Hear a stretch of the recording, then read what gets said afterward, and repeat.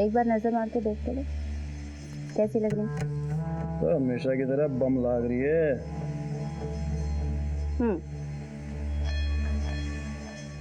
बिना देखे ऐसे कह रही बम लग रही।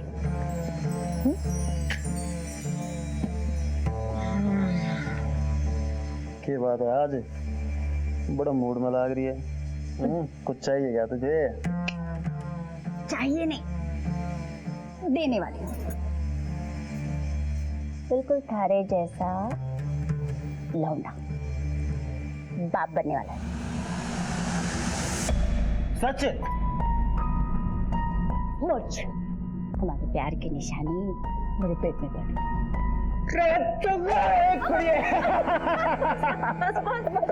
अरे खुश कर दिया। अब देखना और सबको पार्टी दूंगा। पहले तो गैंग वालों को लड्डू खिलाऊंगा। फोन करता हूँ अभी। बस बस जरा खुश मत हो अभी, धीरे बोलो। वैसे भी तुम्हारे बहुत सारे दुश्मन हैं, पिंटू पांडे। बात तो सही कह रही है तू।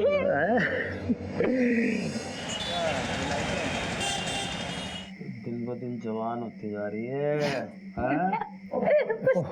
माफ करना भाई साहब, मैंने देखा नहीं, वो बहुत जरूरी काम था ना इसलिए चलाया। हमेशा भाई के हालचाल पूछने आते हो, कभी भाभी के भी पूछ लिया करो। ऐसा कुछ ना भाभी, बस थोड़ा काम में लगा रहता हूँ। काम बोल। भाई साहब वो गोकुल शास्त्री के गैंग वाले सुलह करना चाहते हैं। तारों के बाप को क्या मारा कि 2 दिन में औकात पता चल गई उनको? जी भाई साहब। औकात तो पता चलनी ही थी, उनके बच्चों को नया बाप जो चाहिए था, और तुमसे अच्छा बाप कहाँ से मिले? मेरे साथ रह के ना तो बड़ी समझदार होगी। चल भाई साइड नो।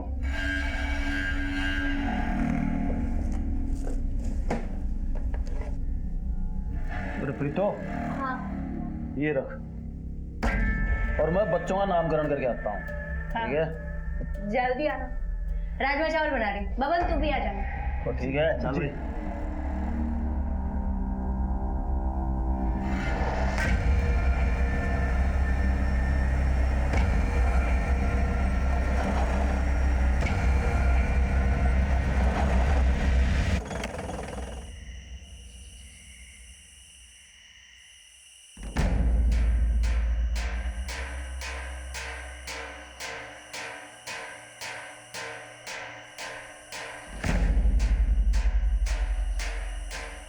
तो भाई यहाँ तो कोई नजर ही नहीं आ रहा। हाँ भाई साहब। कहाँ है तेरे गोकुल शास्त्री के आदमी? फोन लगा थाना को।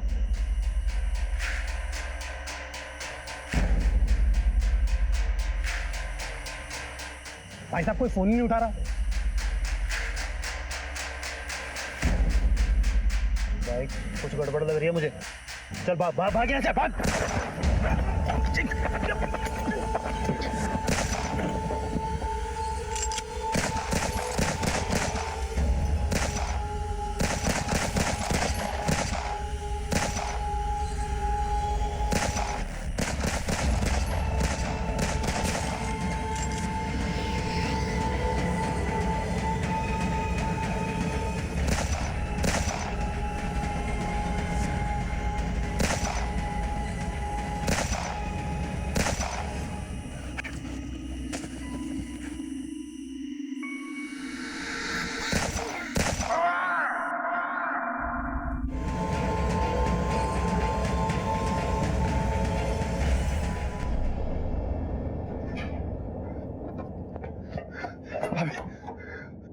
पुलिस ने पिंटू भाई को गोली मार दी। मैं बहुत मुश्किल से अपनी जान बचा के निकला। किसी कमीने ने मुखबरी कर दी साहब। भाभी अभी हमें यहाँ से निकलना पड़ेगा। गोकुल के गैंग वाले हमें हर जगह ढूंढ रहे हैं और पुलिस भी कभी भी यहाँ पहुंचती होगी।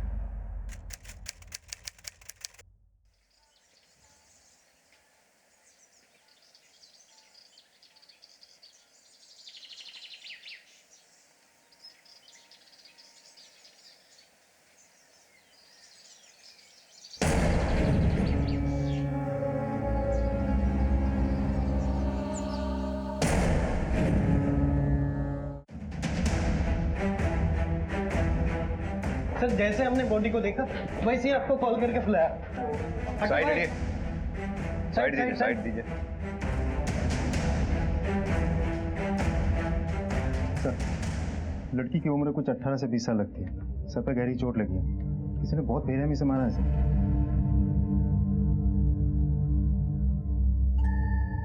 मुझे एरिया सील करवा पड़ेगा। सर, ये लड़की यहीं रहती थी? जी सर, शर्मा जी की बेटी नंदनी है, फ्लैट नंबर 204 में रहती है। अच्छा, तुमने जब डेड बॉडी को लिफ्ट में देखा तो लिफ्ट में कोई और भी था या किसी को आते जाते देखा हो? नहीं सर। विजय, या तो इस लड़की के ऊपर हमला इस लिफ्ट में ही हुआ है या फिर ये हमलावर से बचने के लिए लिफ्ट की तरफ भागी है। विजय, बॉडी को पोस्टमार्टम के लिए भिजवा दो। सपन सर। लड़की की फैमिली की डिटेल्स लेके उसकी फैमिली को इन्फॉर्म कर दो। Okay sir. आओ विजय। सर।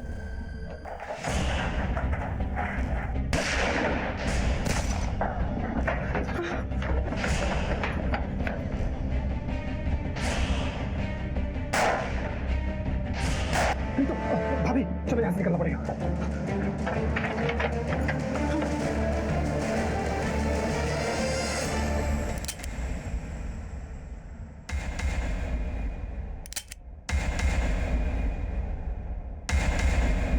देख, अगर तूने हमें मार दिया ना तो तुझे कुछ नहीं मिलेगा, लेकिन अगर तुमने हमें जिंदा छोड़ दिया तो तुम्हें बहुत कुछ मिल सकता है। जब चाहो और जितना चाहो।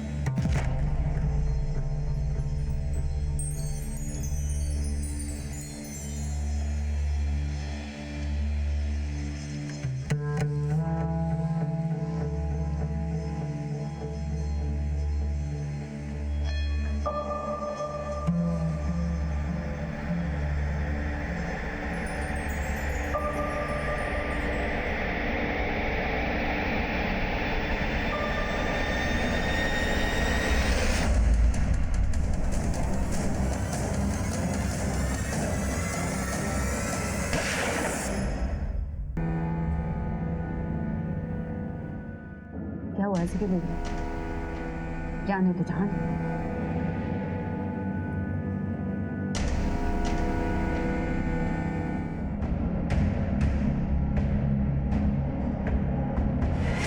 सर,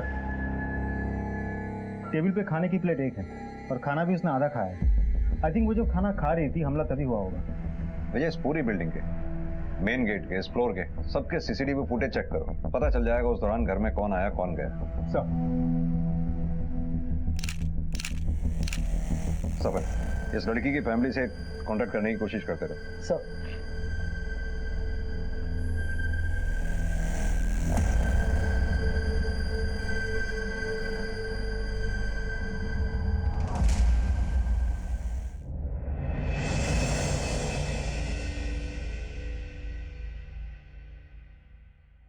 थैंक यू भाई।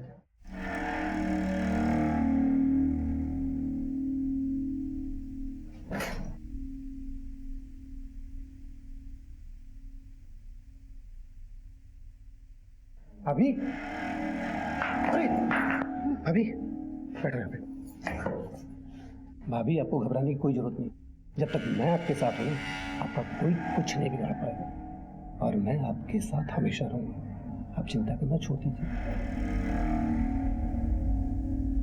सर, उनकी फैमिली में कोई शादी थी, इसलिए शर्मा जी और उनकी मिसेस 2 दिन पहले ही रोहतक निकल गए थे।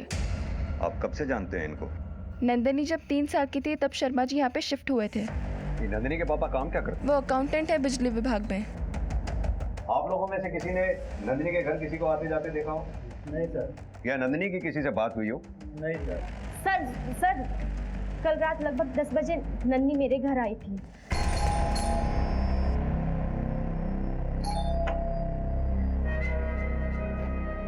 अरे नंदिनी, सॉरी दीदी, इतनी रात को आपको डिस्टर्ब किया। वो मेरे पास सुबह सैलेड के लिए खीरा नहीं है, अगर आपके पास है तो दे दीजिए ना प्लीज। हाँ, मैं लाती हूँ। सर, इतनी प्यारी और जोली नेचर की लड़की के साथ ऐसा कुछ हो सकता है? मुझे तो यकीन ही नहीं हो रहा है।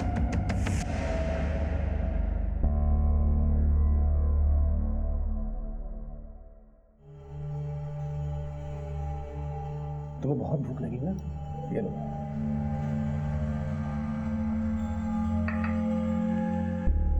तो मेरा कितना ध्यान रखता है ना। अगर तू नहीं होता तो पता नहीं मेरा क्या होता।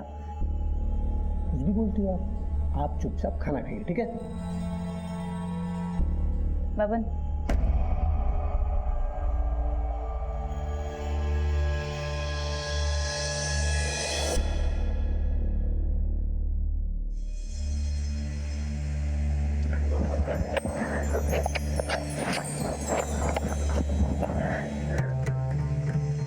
अब मैं तेरी भाभी नहीं और मैं अच्छे से जानती हूँ तो हमेशा से मुझे पसंद करता। भाभी तो सिर्फ मजबूरी पे बोलता था, तेरे से तो मुझे हमेशा अपनी प्रीतो मानता था ना। क्या हुआ, इतना घबरा क्यों रहा? कभी मैं भी तुझे हमेशा से पसंद करती, पर कभी कभी कह नहीं पाई। लेकिन आज मैं भी तुझसे बहुत पहले कहना चाहता था, तब से ये बात मेरे हालत लगती थी। मैं भी तुझसे बहुत प्यार करता हूँ, तेरे बिना नहीं रह सकता।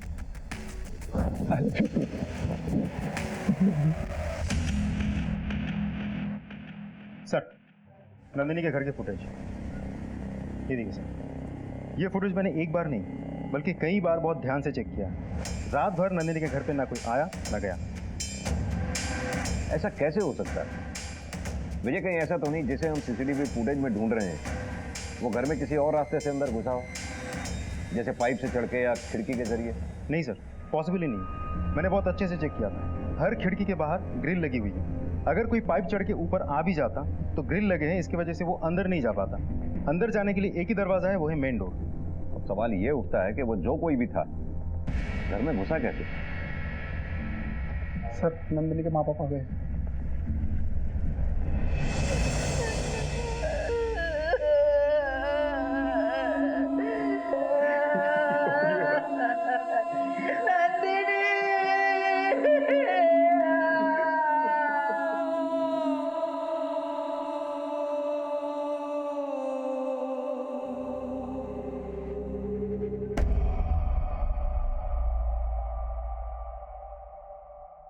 आप लोगों की किसी से कोई दुश्मनी है, झगड़ा या नंदिनी का? सीधे साधे लोग हैं हम सर। हम किसी से क्या बैर लेंगे और किसी को हमसे क्या दुश्मनी रखी? देखिए, ऐसा भी तो हो सकता है कि नंदिनी जहाँ काम करती थी वहाँ किसी के साथ कोई झगड़ा हुआ हो। नहीं सर, ऐसा कुछ नहीं था। अभी 6 महीने पहले ही उसकी नौकरी लगी थी। पापा, पापा मिठाई खाओ। क्या होता है? अरे खाओ तो। मम्मा आप भी खाओ। आज से हमारी सारी प्रॉब्लम्स दूर हो जाएगी क्योंकि मुझे नौकरी मिल गई है। और वो भी पता है 2-4 हजार रुपए की नहीं, पूरे 50,000 रुपए की। आपकी बेटी काम कहाँ करती थी? आप लोग जा सकते हैं।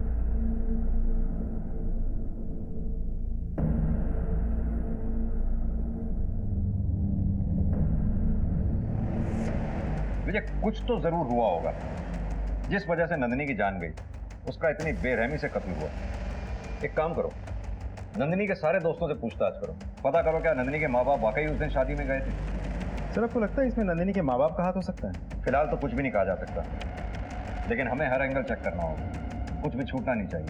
सर, पुलिस ने नंदिनी की मौत से जुड़े हर पहलू को जांचना शुरू किया, लेकिन उनको कोई ठोस दलील नहीं मिल रही थी। अब तक की मिली जानकारी से इतना तो साफ था कि नंदिनी की जिंदगी में कुछ तो रहस्यमय चल रहा था। पुलिस हर सबूत और बयान का बारीकी से मुआयना कर रही थी। सर, हमने नंदिनी के दोस्तों से, फैमिली से, आस पड़ोस वालों से पूछताछ की, लेकिन हमें ऐसा कुछ भी नहीं मिला जिससे हम किसी पे शक कर सकें। उसका किसी के साथ कोई अफेयर भी नहीं था। सर, जब से उसने वजन कम किया था उसको मेकअप का और कपड़ों का नया शौक चढ़ा था। बाकी सब कुछ पहले जैसे ही चल रहा था। और मैंने उसके माँ बाप के बारे में पता किया, वो लोग शादी में वाकई रोहतक गए। विजय, ये नंदिनी जहाँ काम करती थी वहाँ इंक्वायरी करो, शायद वहाँ से कोई इन्फॉर्मेशन मिले। सर, नंदिनी शर्मा की पोस्टमार्टम रिपोर्ट आ गई।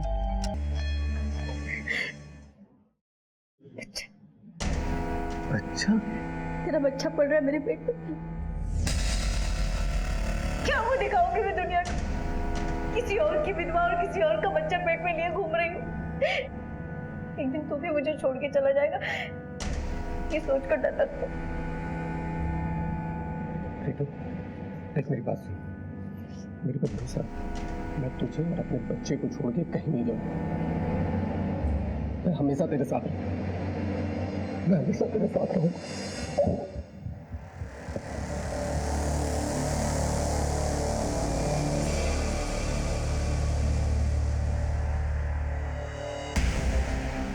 हमारे प्यार की निशानी, हमारे प्यार की निशानी मेरे पेट में पड़ गई।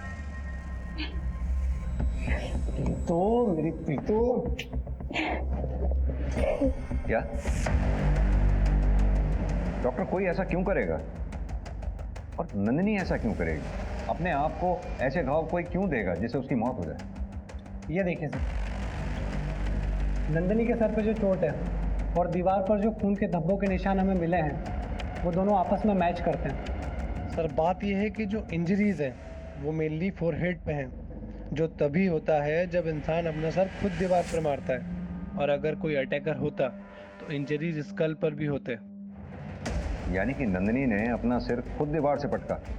हमारी इंक्वायरी में जहाँ तक हमें पता चला है, नंदिनी ऐसी लड़की नहीं थी कि वो आत्महत्या कर ले, और ना ही उसे कोई दिमागी बीमारी। बिल्कुल कर सकता है सर, इन मेडिकल ड्रग्स की वजह से। जिस मात्रा में ये नंदिनी के शरीर में पाई गई हैं, उस हालत में इंसान कुछ भी कर सकता है। सर नंदिनी के माँ बाप ने हमें नंदिनी का जो विजिटिंग कार्ड दिया था वो तो फेक है, उस नाम की कोई कंपनी है ही नहीं, और उस एड्रेस पे जो बिल्डिंग का नाम लिखा था वो तो खंडर बन चुकी है। और नंदिनी ऐसा कर क्यों रही थी? अपने माँ बाप से झूठ क्यों बोल रही थी? उसका तो कोई अफेयर भी नहीं था जिसे छुपाने के लिए वो ऐसा करे। क्या नंदिनी दोहरी जिंदगी जी रही थी? विजय काम करो, इस नंदिनी की सारी इंफॉर्मेशन निकालो, कहाँ जाती थी, किससे मिलती थी, अकाउंट डिटेल्स वगैरह वगैरह। मुझे लगता है कहीं कुछ ऐसा है जो अभी तक हमारे सामने नहीं आया। नंदिनी को कोई नशे की लत नहीं थी सर, आप उसे बदनाम कर रहे हो। देखिए, हम उसे बदनाम नहीं कर रहे। ये नंदिनी की पोस्टमार्टम रिपोर्ट है, जिससे साफ साफ जाहिर होता है कि नंदिनी के शरीर में भारी मात्रा में ड्रग्स मिले। देखिए, बच्चे जब बड़े हो जाते हैं, बहुत सी बातें अपने माँ बाप से छुपाने लगते हैं। हो सकता है नंदिनी ने ये नशे की बात भी आप लोगों से छुपाई हो, जिसकी वजह से उसकी जान गई। अब हमें पता ये करना है कि नंदिनी को ये मेडिकल ड्रग्स कहाँ से मिले जिनकी उसे लत लगी थी। और तो और, नंदिनी के ऑफिस का जो आपने विजिटिंग कार्ड हमें दिया था, उसका एड्रेस भी फेक है। ना तो उस नाम की कोई कंपनी और ना ही कोई बिल्डिंग। आपको जरूर कुछ गलतफहमी हुई है। वो भला ऐसा क्यों करेगी? नंदिनी का किसी बीमारी का इलाज चल रहा था इन दिनों? नहीं सर, इलाज तो नहीं, पर हाँ वजन घटाने के लिए उसने स्लिमिंग क्लिनिक ज्वाइन किया था।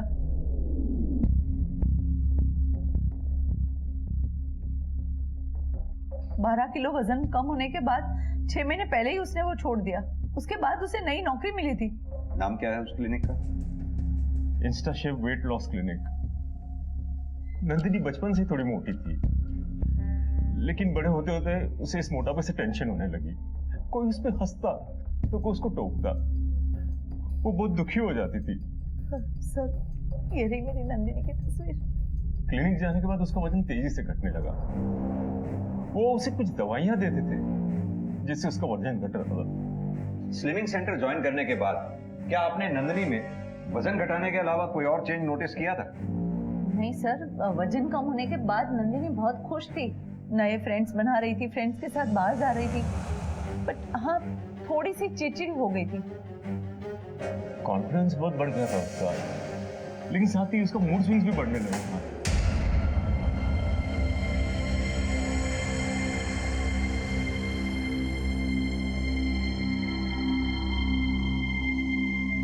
नंदिनी, क्या बात है बेटा? चुपचाप बैठो अकेले यहाँ। कोई परेशानी हो तो अपने पापा को बताओ। नंदिनी, मेरे चुप बैठने का मतलब ये बिल्कुल नहीं है कि मैं परेशान हूँ। अरे 2 मिनट शांति से बैठने दो ना मुझे कोई।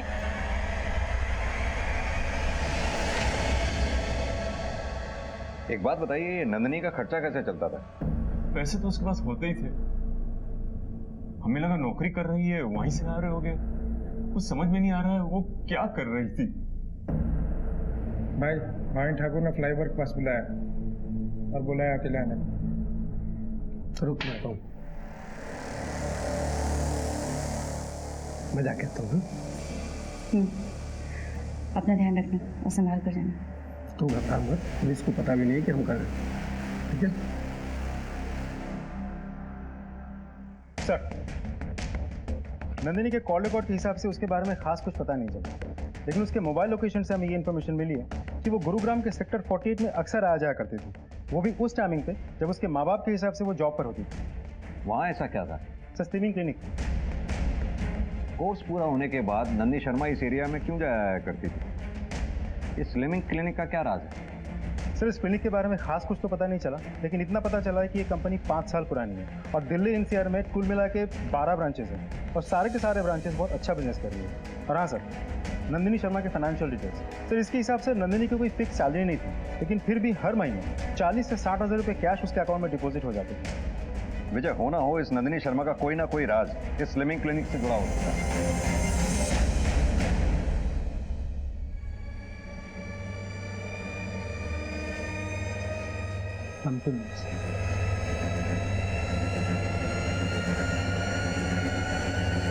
यस सर, अभी आपको किससे मिलना?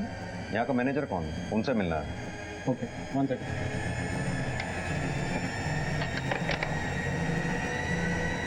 तुम ये रुको।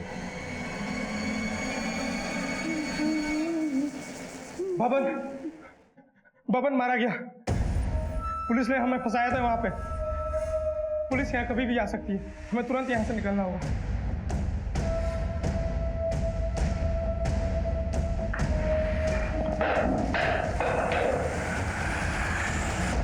क्या दिक्कत है तेरी? क्या चाहता है तू? क्यों मुझे चैन से नहीं जीने देता? जब भी खुश होती हूँ, जब भी कुछ अच्छा होता है, सब खत्म कर देता है। मुझे जीने का हक नहीं है क्या? क्यों मुझे चैन से नहीं जीने देता?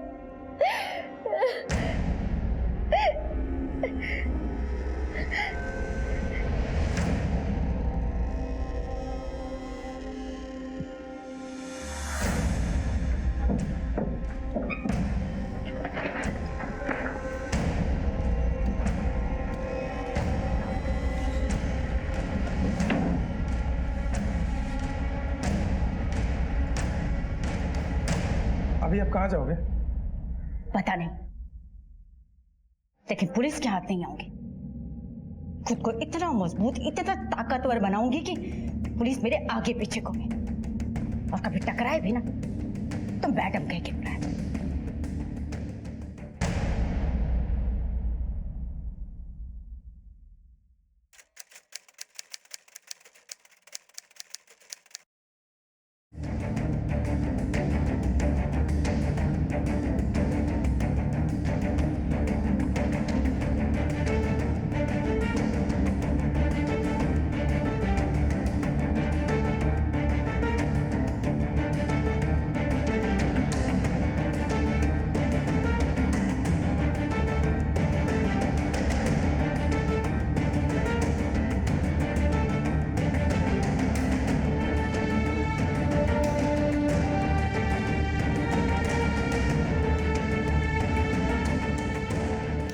बुजुर्गों के लिए घर दान करके मैं उन पर कोई एहसान नहीं कर,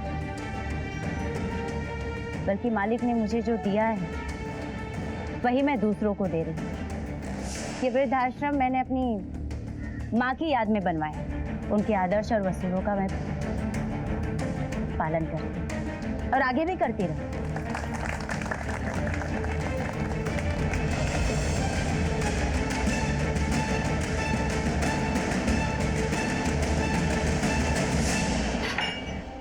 अमन या पटियाला, हमारे प्यार की निशानी मेरे पेट में। ये रख, और मैं बच्चों का नामकरण करके आता हूँ। पुलिस ने पिंटू भाई को गोली मार दी। मैं तुझसे बहुत प्यार करता हूँ।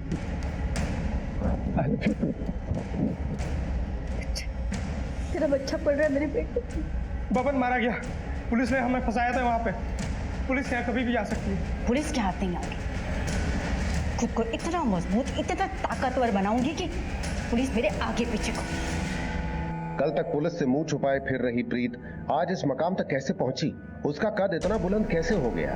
नंदिनी की मौत की तफ्तीश कर रही पुलिस टीम ने अब एक नया पैंतरा आजमाया। अब इंतजार था किसी ठोस सबूत के हाथ लगने का। Hello sir, my self Priyanka Nath. How may I help you? हमें नंदिनी शर्मा के बारे में आपसे कुछ बात करनी थी। 6 महीने पहले पेशेंट थी वो आपकी। Please have a seat. जब नंदिनी के बारे में सुना तो बहुत बुरा लगा। मेरा तो दिल ही बैठ गया था जब मुझे पता चला। हमने तो उसके घर पे कंडोलेंस हैम्पर में भेजा था। एक बात बताइए, वजन घटाने के लिए आप अपने पेशेंट्स को लाइसेंस पिल्स देते हैं? पिल्स? नहीं तो हम तो उन्हें मल्टीविटामिन देते हैं। बल्कि ये पिल्स के तरीके तो हम उन्हें सजेस्ट भी नहीं करते, क्योंकि जितनी जल्दी इससे वेट लॉस होता है उतनी ही जल्दी वापस बढ़ता भी है। हम एकदम साइंटिफिक तरीके से ट्रीटमेंट करते हैं। आइए मैं आपको दिखाता हूँ।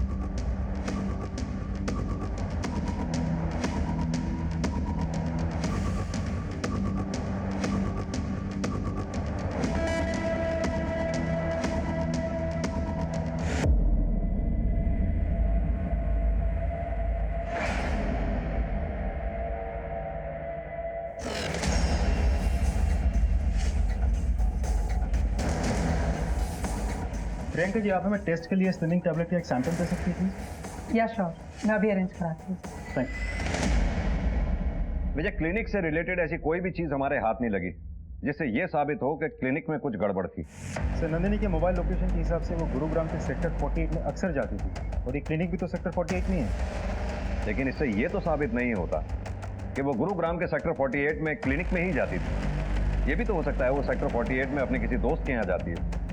रही बात पैसों की जो उसके अकाउंट में डिपॉजिट होते थे, हो सकता है वो ड्रग पेडलिंग से रिलेटेड हो, तभी उसने उस दौरान पार्टीज में आना जाना शुरू कर दिया था। विजय, एक काम करो, नंदिनी के सारे दोस्तों से पूछताछ करो। सर,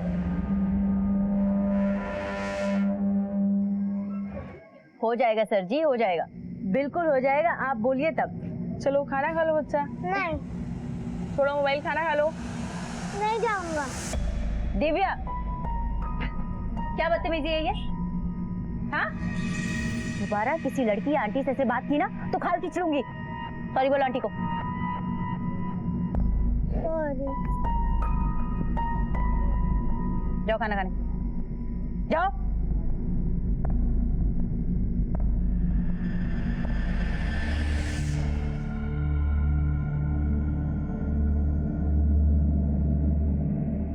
माय गॉड, बहुत सुना है इस क्लिनिक के बारे में। मेरा वजन भी कम हो जाएगा ना? पता है, लोग मुझे फैटी, मोटी, पता नहीं क्या क्या बोल के चढ़ाते हैं। अगर ऐसे ही चलता रहा तो कैसे मेरी शादी होगी? कैसे नहीं होगी तुम्हारी शादी? बिल्कुल होगी। और ये शादी क्या चीज़ है? एक बार हमारे साथ जुड़ने के बाद तुम्हारी भी जिंदगी बदल जाएगी, बाकी लड़कियों की तरह। सच? बिल्कुल।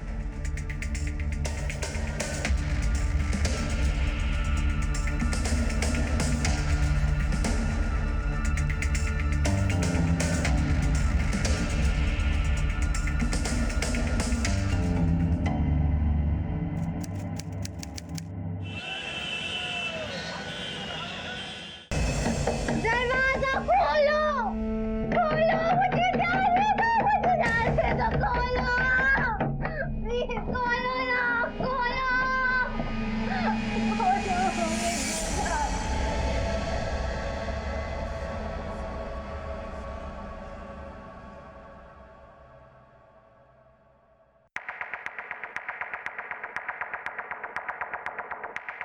कुछ मिला? नहीं सर, अभी तक तो सब कुछ नॉर्मल लग रहा है, पर एक बात है जो मुझे थोड़ी सी अजीब लगी। वो प्रियंका किसी लड़की से दवाइयाँ खाने की बात कर रही थी और किसी छोटी पंजाबन से मैडम मैडम बोल के पुलिस के आने की बात भी कर रही थी। मैंने पुलिस को समझाकर वापस भेज दिया है। मैडम, छोटी पंजाबन हमारे लिए सिर्फ एक नाम नहीं है, हमारे लिए आइडल है, और हम आपके नाम पर कोई आंच नहीं आने देंगे। जी। ओह, आई एम सॉरी। सब ठीक? ठीक है, तुम उस पर नजर बना रखो। जी सर। सर,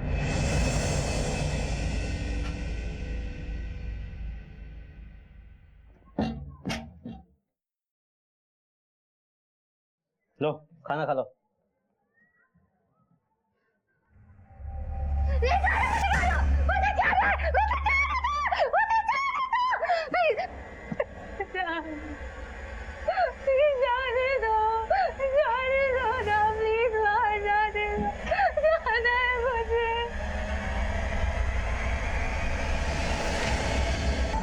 प्राची ने जिस छोटी पंजाबन का नाम लिया था वो एक बिजनेस वूमन है, इधर उधर समाज सेवा का काम करते रहती है, लेकिन उसके खिलाफ खास कुछ पता नहीं चला। विजय, भूतों का भी पास्ट होता है, ये तो फिर भी एक इंसान है। इस छोटी पंजाबन का कोई तो बैकग्राउंड होगा। सर, इस छोटी पंजाबन के बारे में सिर्फ इतना पता चला कि कुछ साल पहले रोहतक पुलिस इसे ढूंढ रही थी। कुछ पेंडिंग केसेस थे इसके खिलाफ, लेकिन कभी ढूंढ नहीं पाए। सर, ये भी पता चला है कि ये case inspector Alok Sharma investigate कर रहे थे, लेकिन ये माना जाता है कि दबाव की वजह से ये केस वो सॉल्व नहीं कर पाए। ये इंस्पेक्टर आलोक शर्मा से कांटेक्ट करो। सर। क्या छोटी गैंगस्टर थी? हाँ, शुरू से ही सस्पेक्ट थी वो, लेकिन उसके खिलाफ कभी कोई सबूत नहीं मिला, और जब तक ये केस आगे बढ़ता वो कहीं अंडरग्राउंड था। उसके काफी टाइम के बाद मैंने एक बार न्यूज़पेपर में उसकी फोटो देखी, अच्छा खासा नाम बड़ा करके वो सामने आई। मैंने उस वक्त भी उसकी फाइल रीओपन करने की कोशिश की, लेकिन कोई फायदा नहीं। बड़ा कद हो गया उसका, ऊपर के लोगों की पहचान है उसकी। तब तो इस छोटी पे हाथ डालना और भी मुश्किल होगा। उसके खिलाफ कहीं कुछ सबूत नहीं। जहां तक मैं समझता हूं कि अगर वो स्लिमिंग क्लिनिक में इन्वॉल्व है तो कुछ ना कुछ गोरख धंधा जरूर चल रहा है, लेकिन फिर भी उस तक पहुंचने के लिए हमें सबूत तो चाहिए। अगर छोटी ने अपना नाम और पहचान इलीगल तरीके से बदली है तो ये भी एक क्राइम है, और ये बात अगर हम साबित कर पाएं तो उस तक पहुंचा जा सकता है। एक इंसान है जो हमारी मदद कर सकता है, आप उसे लेके जाइए, सब सच सामने आ जाएगा।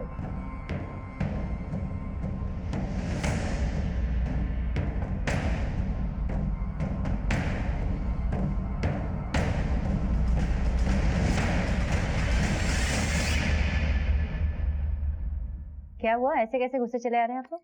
आपसे कुछ बात करनी थी। और मुझे कोई बात नहीं करनी? हमसे नहीं करनी, लेकिन इनसे तो करनी होगी।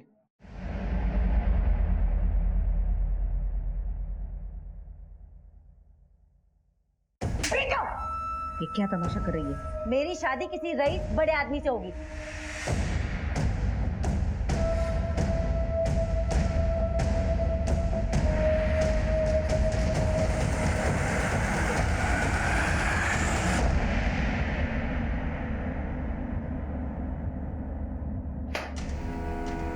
इतने साल गैंगस्टर बने रहने के बाद अचानक समाज सेविका बन गई। कमाल का हृदय परिवर्तन है, नहीं? पहले पिंटो के साथ, फिर बब्बन के साथ, फिर अचानक अंडरग्राउंड, अब इतने सालों बाद गुरुग्राम में समाज सेविका और बिजनेस वुमन बनकर बाहर आई। कहां से आया इतना पैसा? क्या गोरख धंधा चल रहा है उस स्लिमिंग क्लिनिक में? क्या लेना देना है तुम्हारा उससे? अगर मैं गैंगस्टर तो आप पुलिस वाले, आप लोग क्या है? क्लिनिक से जुड़ी एक लड़की ने अपनी जान ले ली है। उसके शरीर से हमें हेवी मात्रा में ड्रग्स मिले हैं। कुछ रोशनी डाल सकती है आप? क्लिनिक में 50 लड़कियां आती हैं सर, वो बाहर जाकर क्या गुल खिलाती है उससे मेरा क्या लेना देना? और रही बात आपके सवालों तो उसके जवाब देना ना तो मैं जरूरी समझती हूँ और ना ही वो मेरी मजबूरी है। लेकिन हमारे लिए जरूरी है, क्योंकि ये बात तुम बहुत अच्छी तरह से जानती हो कि हम अगर अपने पे आ गए तो सच उगलवाई लेते हैं।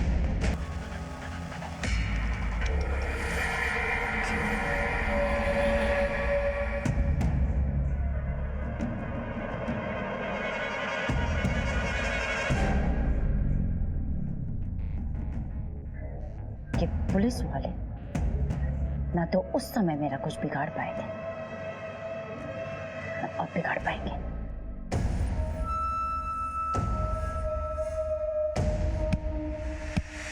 मैडम, ये क्या कर रहे हो? मैम पुलिस क्या हो? मैम पुलिस मुझे फंसाना चाहती है। मैम झूठा केस बनवाने के लिए मेरी ऐसी हालत कर दी। मेरी आप लोगों से विनती है कि आप लोग मेरी मदद करिए, इस केस को लेके जाइए। देखिए इस पुलिस वाले क्या जुल्म कर रहे हैं। लेकिन सर, जी सर, कमिश्नर साहब का फोन था। ये मामला नेशनल मीडिया ने उछाल दिया। ये छोटी पंजाबन बहुत चालू चीज निकली, गेम खेल गई हमारे साथ। अब इसे छोड़ने के अलावा हमारे पास कोई चारा भी नहीं है। सर, बाहर पूरी मीडिया जमा है। वो लोग इस केस को ऐसे दिखा रहे हैं जैसे कि गलती हमारी हो, और प्राची को भी क्लिनिक से निकाल दिया गया है। सर, कुछ समझ में नहीं आ रहा है हम करें तो क्या करें। किसी के खिलाफ हमारे हाथ कोई सबूत नहीं है। अब नंदिनी की मौत का राज खुलेगा कैसे? मैडम, मैंने ही आपको फोन किया था। मेरी बेटी लापता थी, मैंने उसकी मिसिंग कंप्लेंट भी लिखवाई थी, लेकिन जब से मेरी बेटी वापस आई है अजीब सी हो गई है। वो हमेशा ड्रग्स के लिए परेशान रहती है। मैंने बहुत कोशिश की उसकी ड्रग्स की लत छुड़ाने की, लेकिन कोई फायदा नहीं हुआ। मेडिकल रिपोर्ट से पता चला है कि तुम्हारे ब्लड में कुछ ड्रग्स के ट्रेसेस पाए गए हैं और तुम्हारे पापा का कहना है कि तुम्हारी ड्रग्स की लत छुड़वाने के लिए उन्होंने तुम्हें कमरे में बंद करके रखा था। क्या ये सच है? ये ड्रग्स की लत तुम्हें कैसे लगी? कौन देता था तुम्हें ये ड्रग्स?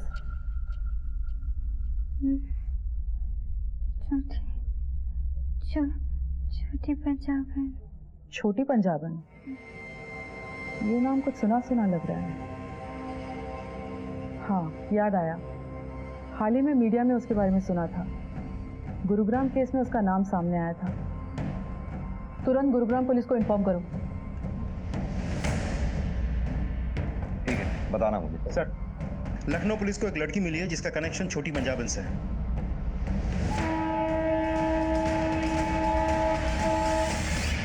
कुछ साल पहले मैं अपने बॉयफ्रेंड के साथ भाग गई थी क्योंकि मुझे पता था पापा नहीं मानेंगे। उन्हें वो बिल्कुल पसंद नहीं था और पापा सही भी थे मैम। वो मुझे भगा कर ले गया और मुझे छोटी पंजाबन को बेच दिया उसने मुझे एक कमरे में बंद करके रखा और मुझसे जबरदस्ती धंधा कराने लगी। क्या हुआ? अरे पगली, तुझे मालूम नहीं, इस धंधे में ना पैसा ही पैसा है। दर्द होता है ना, चल ये कुछ दिन दवाई खा के काम चला ले, तो धीरे धीरे आदत हो जाए। ले ले ले। दवाई के नाम पे मुझे ड्रग्स की लत लगा दी।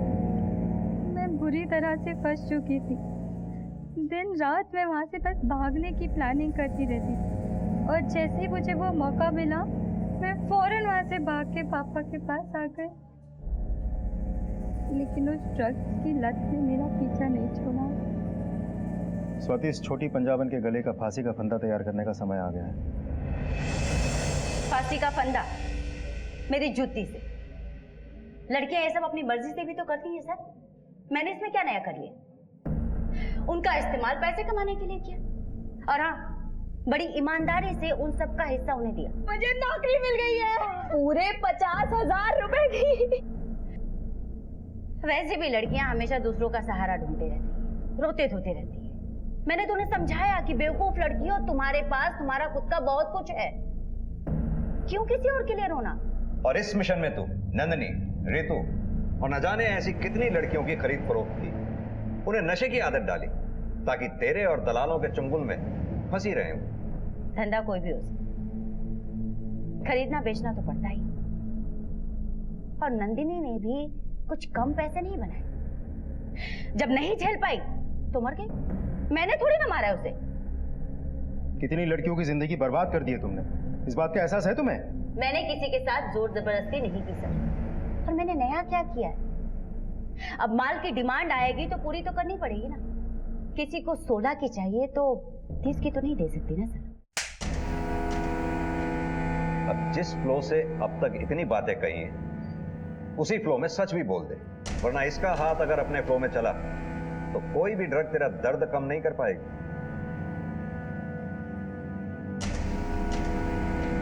पिंटू की डायरी से मुझे बहुत से बड़े बड़े नेताओं और बिजनेसमैन के बहुत सारे छिपे हुए राज हुए। मैंने उन्हें धमकाकर अपने लिए एक नया नाम और पैसा इकट्ठा किया। जगह जगह पर मेरी क्लिनिक चलती है सर। बहुत सी लड़कियां आती जाती हैं, उनमें से मुझे जो पसंद आती थी लगता था कि अच्छी है, अच्छे पैसे मिलेंगे। उन्हें लालच देकर मैं अपने धंधे में ले लेती थी। और यकीन मानिए सर, उसके लिए मुझे बहुत ज्यादा मेहनत नहीं करनी पड़ती थी। बहुत सी तो ऐसे ही रोते धोते आ जाती थी खुद ही। अच्छा हुआ तूने खुद सच बोल दिया। अब तेरे उन्हीं आकाओं को तेरे साथ यही सलाखों के पीछे बंद करेंगे।